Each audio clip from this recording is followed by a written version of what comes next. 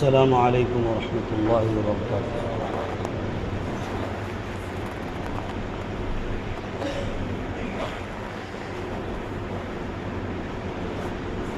الحمد للہ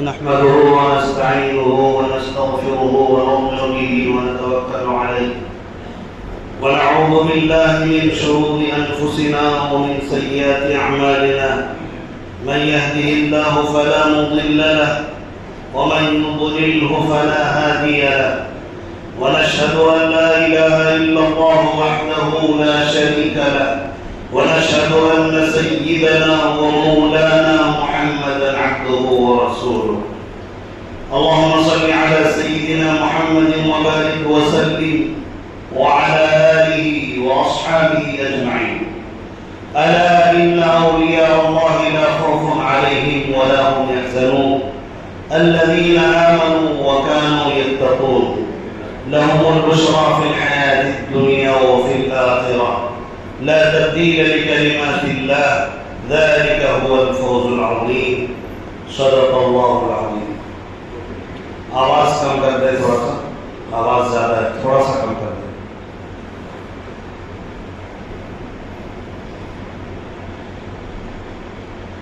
مٹا دو اپنی ہستی کو اگر کچھ مرتبہ چاہو، مٹا دو اپنی ہستی کو اگر کچھ مرتبہ چاہو، کہ دانہ خاک میں مل کر گلے گلزار ہوتا ہے۔ میرے واجب الاحترام بزرگوں اور بھائی اور اسلام کے غیور فرزندوں، اللہ تبارک و تعالیٰ نے ہم سب کو پاکیزہ دین عطا فرمایا ہے جس پر چل کر ہم کامیاب ہو سکتے ہیں دنیا میں بھی اور آخرت میں۔ یہ ربیع الثانی کا مہینہ چل رہا ہے۔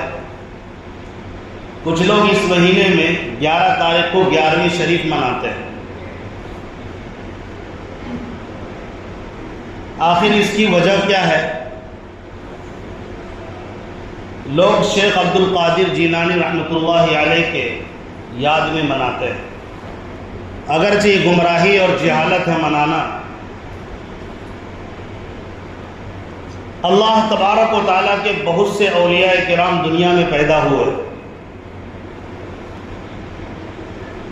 اللہ تعالیٰ نے بہت سے علوم سے نوازا، بہت سے لوگوں کو نوازا ہے۔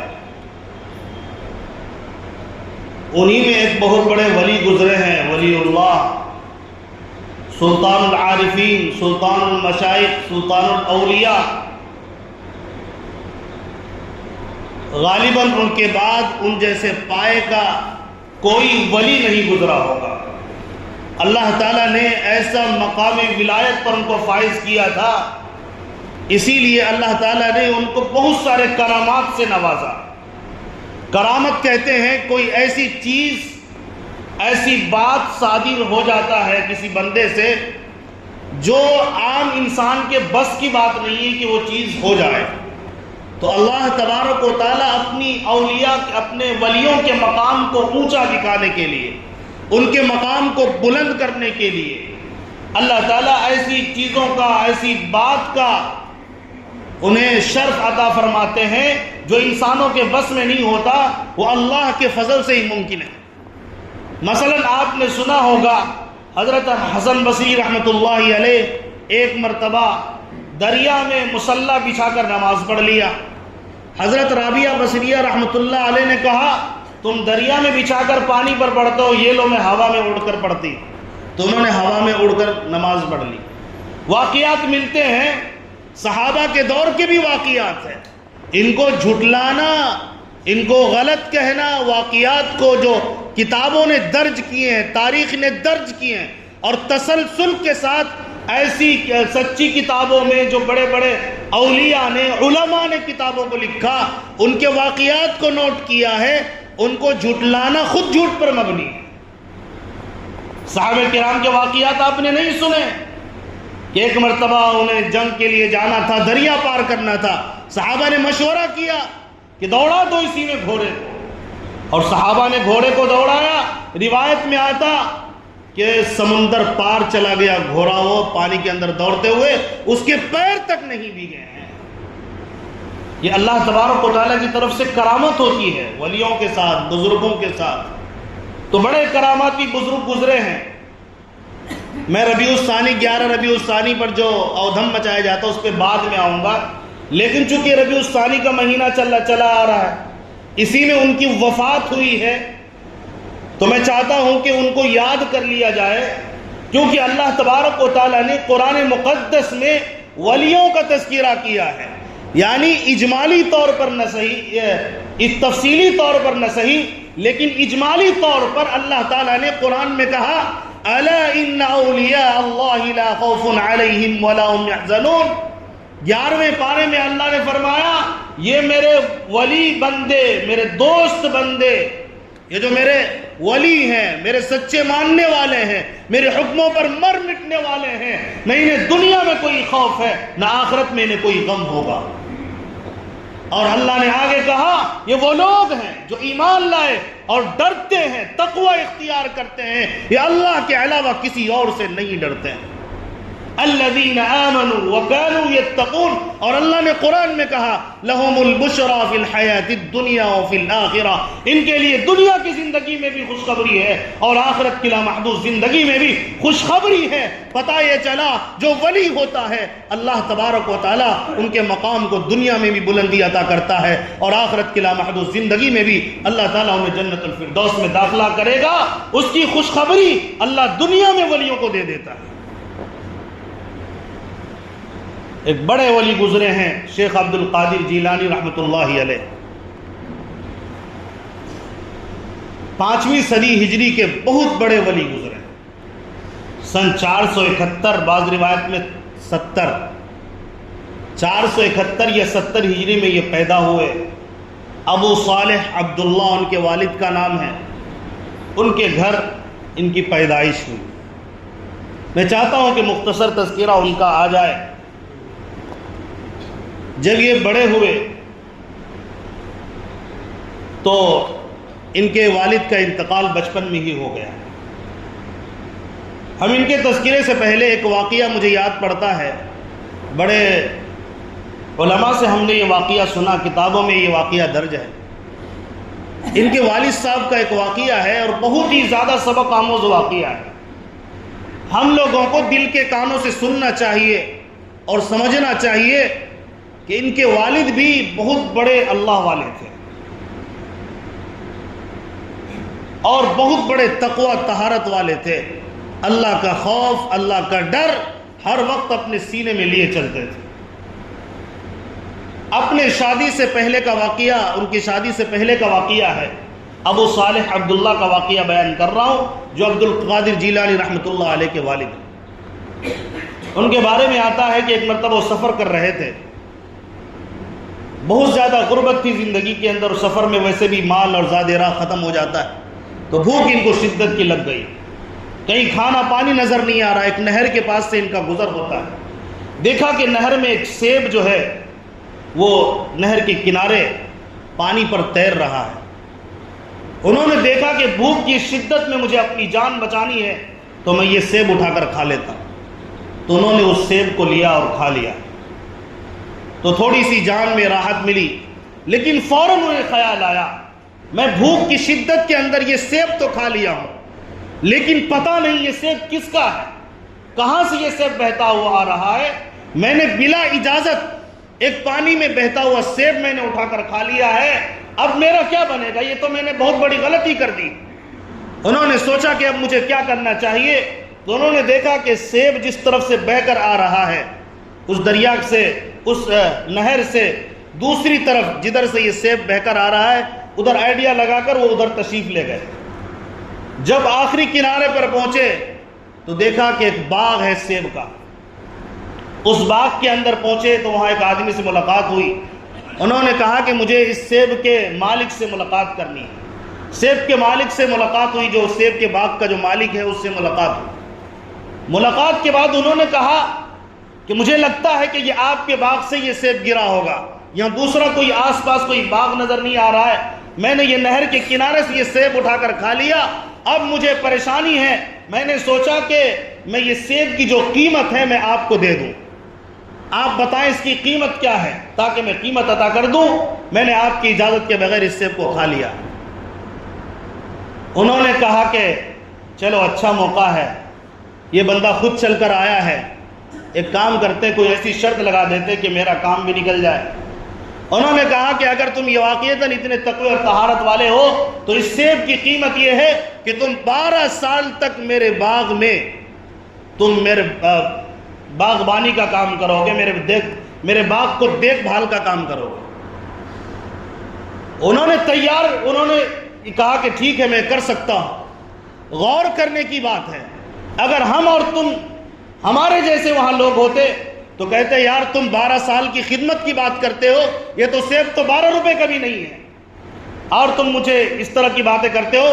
لو 12 روپے پکڑنا ہے تو پکڑو, نہیں تو میں چلا, اتنے پیسے لے لو, اتنے لے لو, لیکن تم 12 سال مجھے غلامی کی کہہ رہے ہو, یہ تو میرے سے نہیں ہو سکتا. اور وہاں سے ہم چل دیتے. لیکن خوف اللہ کا تھا, ڈر اللہ کا تھا, انہوں نے حق کھایا تھا بلا اجازت, اس لیے ڈر ہوا اللہ تبارک و تعالیٰ کے سامنے اگر پیشی ہوگی تو میں اس کا کیا جواب دوں گا, اس لیے اس خدمت کو انہوں نے قبول کر لیا. یہ ڈر, یہ تقوی اللہ تبارک و تعالیٰ کا جب اندر میں آ جاتا ہے نا, پھر اسے اللہ کی پیشی کا ڈر ستاتا رہتا ہے, پھر وہ ایک چوک کو بھی برداشت نہیں کرتا ہے, ان سے رہا نہیں جاتا. انہوں نے کہا کہ ٹھیک میں 12 سال تک آپ کے باغ میں رہوں گا اور باغ کو دیکھ بھال کروں گا. رہنے لگے. ایک مرتبہ کا واقعہ ہے,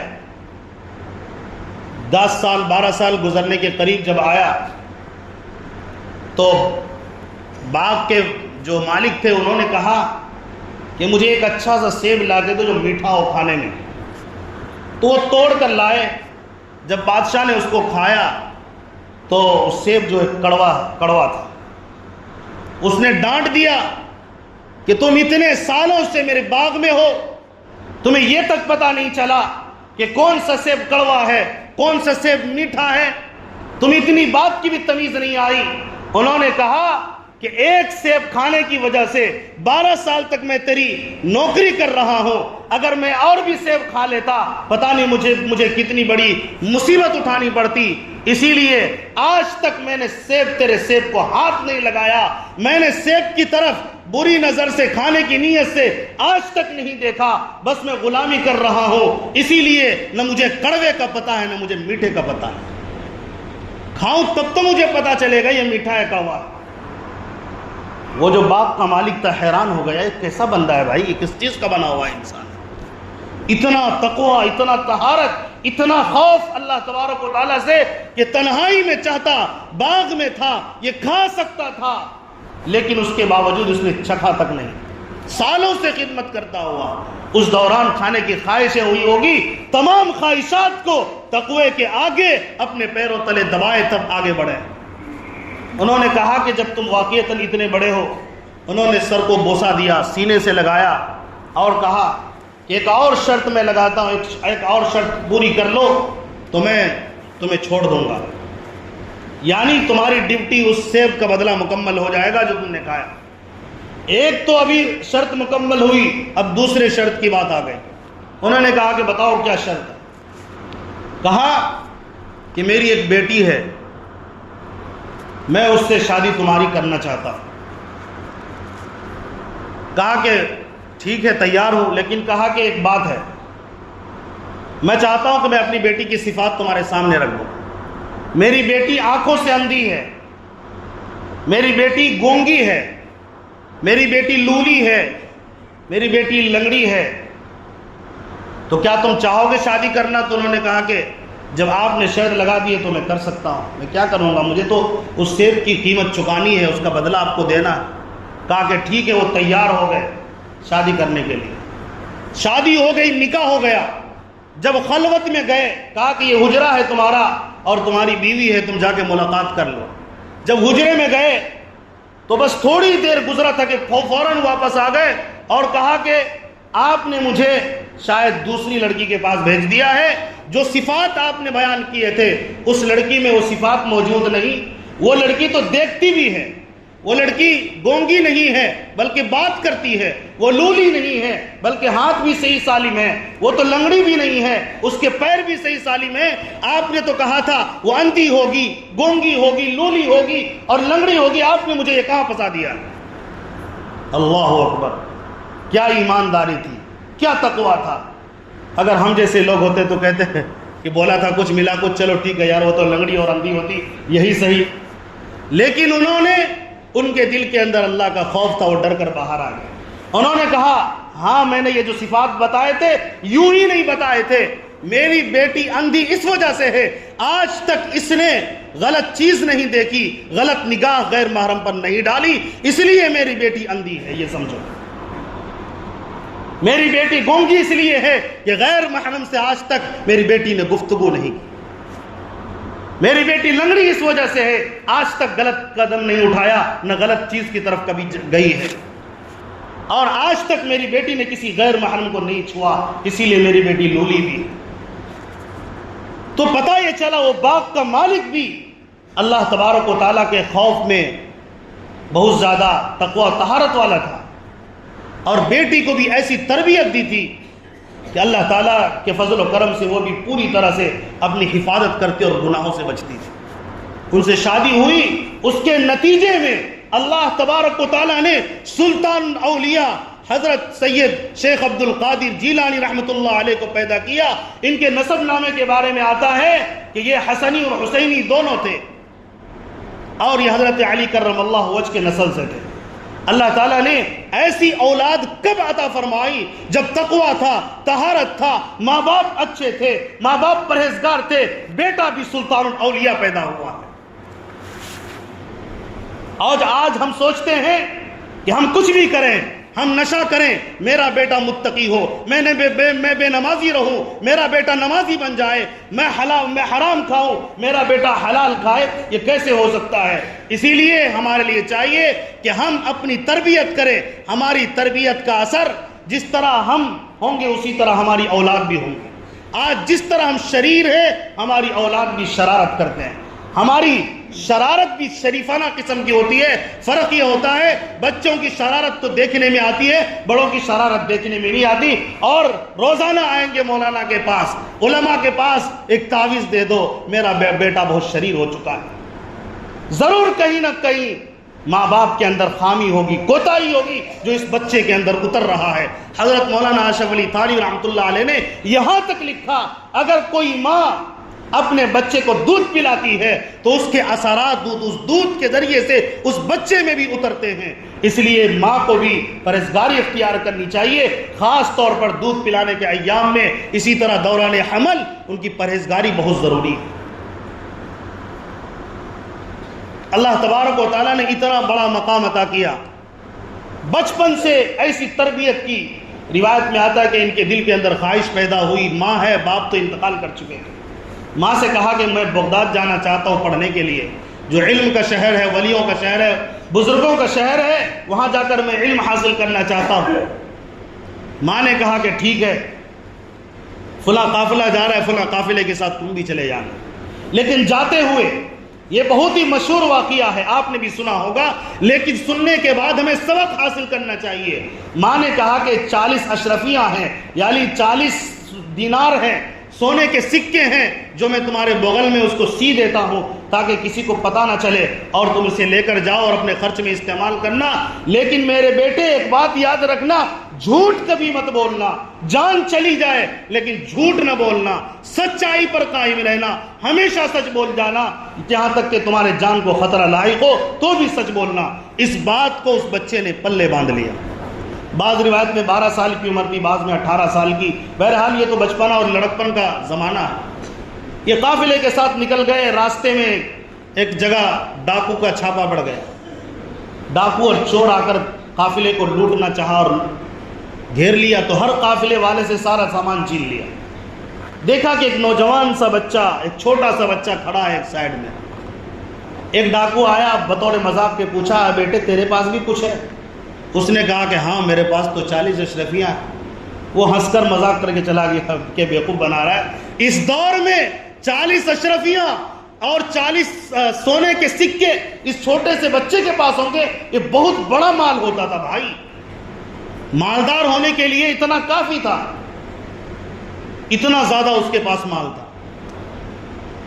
تو کہا کہ مذاق کر کے چلا جائے، اور آیا اس نے بھی پوچھا، وہ مذاق کر کے چلا گیا، لیکن اس کو لگا کہ ایسا کرتے ہیں، سردار اپنے سردار کو بولتے ہیں یہ کیا بول رہا ہے، سردار کو جا کے کہا، سردار نے کہا کہ اس بچے کو بلا کر لاؤ، جو ڈاکوؤں کا سردار تھا اس بچے کو بلا کر لایا اور ان سے پوچھا کہ اب بتاؤ یہ جو تم کہہ رہے ہو 40 اشرفیاں آئے تیرے پاس، یہ صحیح ہے؟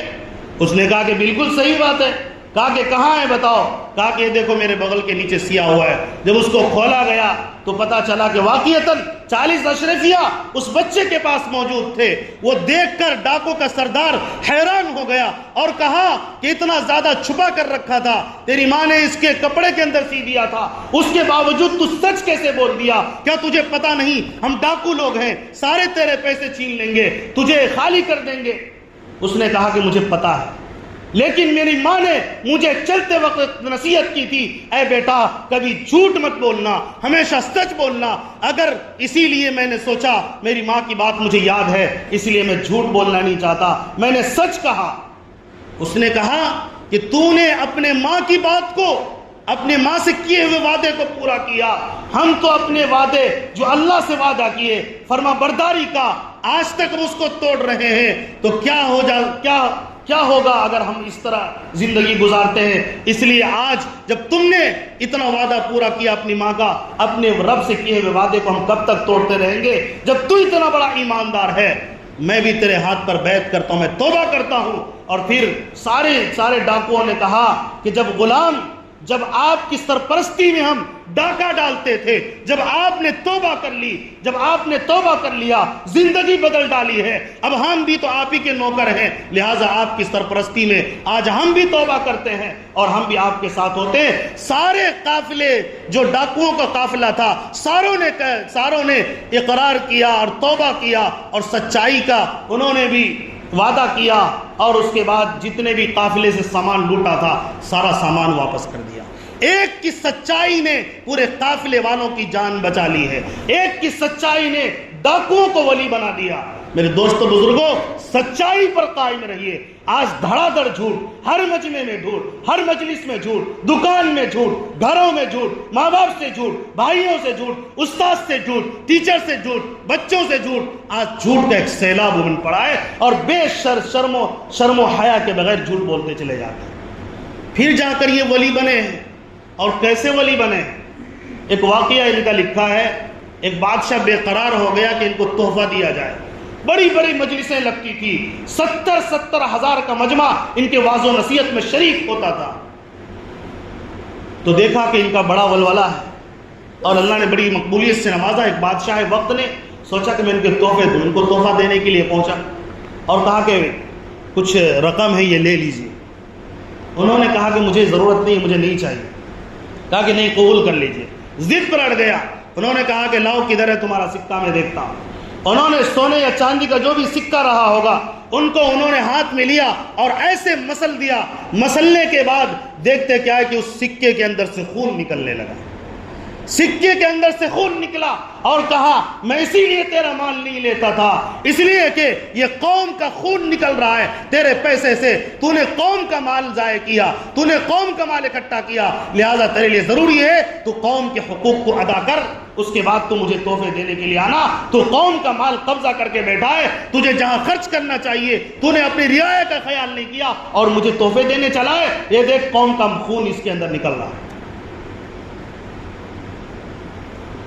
جب پڑھنے کے لیے گئے ان کے بارے میں آتا ہے ایک واقعہ اور بھی ہے، کتابوں میں لکھا ہے، بھوک کی ایسی شدت ہوئی تقریباً 20 دن تک فاقے میں گزرا، 20 دن گزر گئے، سوائے پانی یا کچھ مل جاتا تو کھا لیتے، نہیں تو ایسے ہی وقت گزارتے۔ ایک دن ایسا واقعہ ہوا، ایسی شدت پڑ گئی بھوک کی، مسجد میں گئے اور جا کر بیٹھ گئے، ان کو لگتا تھا اب مروں گا اور تب مروں گا۔ اتنے میں دیکھا کہ ایک آدمی سائیڈ میں بیٹھ کر روٹی اور گوشت کھا رہا ہے، سوچا کہ جا کے اس سے طلب کر دوں چاہے جان بچ جائے، لیکن پھر بھی ہمت نہ ہوئی۔ یعنی شرم و حیا اور غیرت مندی اور احساس اتنا زیادہ تھا کہ اللہ کے علاوہ کسی کے سامنے ہاتھ نہیں پھیلانا، مر جانا بہتر ہے کسی کے سامنے ہاتھ نہیں پھیلانا۔ کھاتے کھاتے اس بندے پر نظر پڑ گئی، اس کو احساس ہوا کہ یہ لگتا ہے بندہ بھوکا ہے۔ اس نے کہا کہ اے نوجوان ادھر آؤ، میرے ساتھ کھانا کھاؤ۔ جب وہ آئے کھانے لگے، انہوں نے کہا کہ کہاں سے آؤ، بات چیت ہوئی تو کہا کہ میں فلاں جگہ سے آ رہا ہوں، تیرا کیا نام ہے؟ کہا کہ عبد القادر۔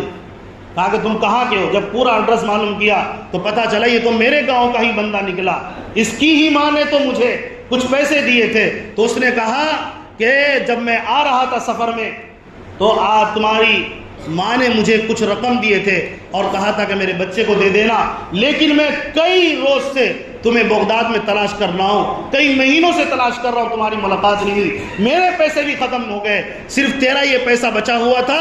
میری بھوک کی شدت اتنی بڑھ گئی کہ میرے لیے حرام بھی ناجائز ہو چکا تھا، میں اپنی جان بچانا چاہتا تھا، اسی لیے میں نے تیرے پیسے سے روٹی اور گوشت خریدا۔ میں تو سوچا تھا تو میرا مہمان ہوگا، لیکن تو میرا مہمان ہوگا، میں تیرا میزبان، لیکن یہاں تو الٹا ہی معاملہ ہو گیا، آج میں میزبان ہوں اور تو ہی مہمان بنا ہے، میں تیرے پیسے سے روٹی اور گوشت خرید کر کھا۔ تو اللہ تبارک و تعالی اولیاء کرام کو، بزرگان دین کو بہت مقام و عزت عطا کرتا ہے۔ سب سے بڑا کام انہوں نے کیا، سب سے بڑی کرامت ان کی یہ ہوئی کہ انہوں نے اللہ تبارک و تعالیٰ کے فضل و کرم سے لاکھوں لوگوں کی زندگیوں کو بدل دیا، لاکھوں لوگوں تک توحید کی دعوت، قرآن کی دعوت، سنت کی دعوت پہنچائی۔ آج ہم بار بار کہتے ہیں 11ویں شریف کے موقع پر کھانا بناتے ہیں اور مٹھائیاں بناتے ہیں، تقسیم کرتے ہیں، اور اللہ کی قسم ایسے مجرمین یہ کام کرتے ہیں جن کی زندگی میں ایک وقت کا نماز تک نہیں ہے، اور کہتے ہیں کہ ہم شیخ کا دامن نہیں چھوڑیں گے۔ اللہ کے بندو پہلے پکڑو تو صحیح، شیخ کا دامن تب چھوڑنے کی بات ہوگی۔ تمہاری منہ سے یہ جھوٹ کیا نکل رہا ہے کہ ہم شیخ کا دامن نہیں چھوڑیں گے؟ شیخ تو قرآن کے علوم اپنے سینے میں بسایا تھا، قرآن کے بڑے مفسر تھے، بڑے محدث تھے، شیخ تو بڑے تہجد گزار تھے، شیخ سے کبھی نوافل ضائع نہیں ہوا، کبھی سنت نہیں چھوٹا۔ تو روزانہ سنت کا جنازہ نکالتا، تو روزانہ قرآن کو چھوڑ کر زندگی گزارتا، حرام خوری میں مبتلا ہے، حرام کاری مبتلا ہے، اور 11 ربیع الثانی جب آتی ہے تو کہتا ہے میں شیخ کا دامن نہیں چھوڑوں گا۔ شیخ کی خوشی میں لا حول ولا قوت الا باللہ، ایک ولی گئے ہیں، آنسو بہنا چاہیے۔ یہاں پر جو ہے فاتحہ کے نام پر کھانا بنا کر بانٹا جاتا ہے اور کھایا جاتا ہے، اور کہتے ہیں کہ شیخ کا دامن نہیں چھوڑیں گے۔ اللہ کے بندے جھوٹ بولنا بند کرو، شیخ کا دامن پکڑنا ہے، نمازوں کی پابندی کرو، شیخ کا دامن پکڑنا ہے، چہروں پر داڑھی سجاؤ۔ شیخ عبد القادر جیلانی کو داڑھی تھی، شیخ نے کبھی کسی کے سامنے اللہ کے علاوہ سجدہ نہیں کیا۔ تم کہاں بھٹکتے ہو، کہاں دوڑتے ہو، معمولی بہانے سے نماز چھوڑتے ہو، قرآن تم نے چھوڑ دیا، قرآن مقدس کی سورہ فاتحہ بھی تمہیں نہیں آتی ہے، اور کہتے ہو شیخ کا دامن نہیں چھوڑیں گے۔ شیخ نے تو بڑی تعلیمات دی ہیں، اسی لیے ان کی تعلیمات پر ہمیں عمل کرنا چاہیے۔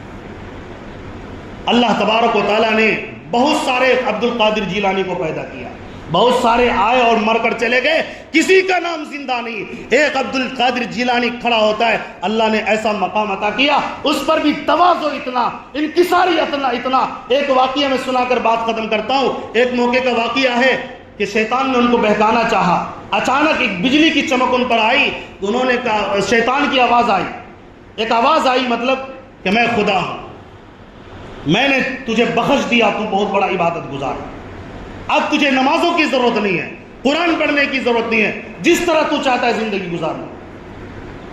یہ سوچے کہ نبی پاک علیہ السلام سے بڑا کوئی ولی ہوگا؟ نبی کو کبھی معاف نہیں ہوا، میں ایک معمولی امتی، مجھے کیسے معاف ہو سکتی؟ اس نے کہا بدبخت، شیطان ہے تو، خدائی کا دعویٰ کرتا ہے، دفع ہو جا۔ مجھے تو اللہ تعالیٰ نے موت تک کے لیے نماز فرض کیا، میں کیسے نماز چھوڑ سکتا ہوں؟ لہذا تو جھوٹ بولتا ہے۔ شیطان نے پینترا بدلا اور دوسری مرتبہ بہکانا چاہا۔ اس نے کہا کہ میں نے ساری تیری عبادت قبول کر لی ہے، اور تو نے اپنے علم کی وجہ سے، عمل کی وجہ سے مقام پایا ہے، پتا ہے تجھے؟ اس نے کہا تو دفع ہو جا، میں اپنے علم عمل کی وجہ سے نہیں، اللہ کے فضل سے مجھے یہ مقام ملا ہے۔ تو مجھے کہتا ہے اس لیے کسی کو اپنے علم و عمل پر بھی ناز نہیں ہونا چاہیے، ورنہ اللہ تبارک و تعالیٰ سارے عمل کو غارت کر دے گا۔ اس لیے اگر شیخ کے دامن کو پکڑنا ہے تو پکڑیے، یہ رسم و رواج کر کے، واہوائی کر کے، جھوٹ بول کے کسی اور کو دھوکہ دے سکتے، اللہ کو دھوکہ نہیں دے سکتے۔ اگر تقوی اختیار کرنا ہے، پرہیزگاری اختیار کرنا ہے، پھر کہے کہ یقیناً ہم نے شیخ کے دامن کو پکڑ لیا، اب نہیں چھوڑنا، تو شیخ کے دامن کو پکڑیں گے انشاءاللہ، نمازوں کی پابندی کریں گے، چہرے پر داڑھی سجائیں گے، بولیے نا، ارے بولتے بھی نہیں ہیں، پھر 11 ربیع الثانی کو ناچنے لگیے گا۔ ابھی میں کہہ رہا ہوں شیخ کے دامن کو پکڑو، لیکن 11 ربیع الثانی کو ناچیے گا، پھر 1 سال کے بعد ناچیے گا، اس ناچنے کو بند کریے، ابھی ارادہ کرو میں داڑھی رکھوں گا، لباس سجاؤں گا، کبھی نماز نہیں چھوڑوں گا، میری موت آئے گی لیکن نماز باقی رہے گی انشاءاللہ۔ پھر سے شیخ کے دامن کو پکے سے پکڑنا ہے۔ اللہ تبارک و تعالی ہم تمام کو ولیوں کے نقش قدم پر چلنے کی توفیق نصیب فرمائے، ولی جیسے صفات اللہ ہمارے اندر بھی پیدا فرمائے۔ آمین، وآخر دعوانا الحمدللہ رب العالمین۔